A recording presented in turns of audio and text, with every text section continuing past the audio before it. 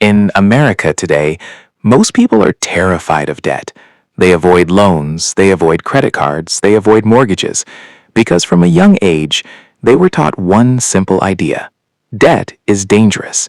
And honestly, for millions of people, it is. Debt destroys marriages.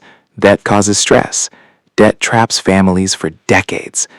But here's the strange part. The richest people in the world, they absolutely love debt. Billionaires borrow money constantly, not because they're broke, not because they need help, but because debt is one of the most powerful financial weapons ever created. And once you understand how they use it, you'll realize the financial system was never designed equally. Because the poor use debt to survive, the rich use debt to multiply wealth, and that difference changes everything. Let's start with the average person. Imagine someone earning $50,000 a year. Every month they pay rent, car payments, credit card bills, student loans, insurance, and groceries. And when emergencies happen, they borrow more money. Maybe the car breaks down, maybe medical bills appear, maybe inflation gets worse, so they open another credit card. And slowly, debt becomes survival.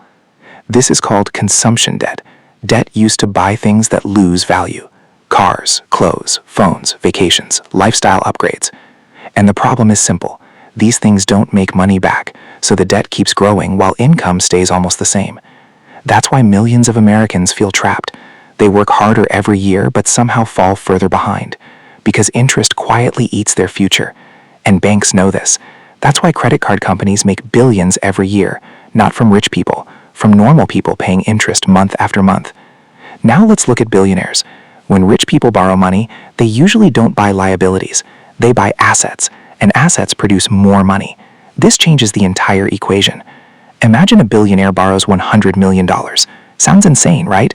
But instead of buying useless luxury items, they purchase apartment buildings, businesses, land, factories, stocks, and commercial real estate.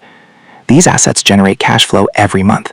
So while normal people pay debt from salary, the rich pay debt from assets. That's the secret. The debt is no longer a burden.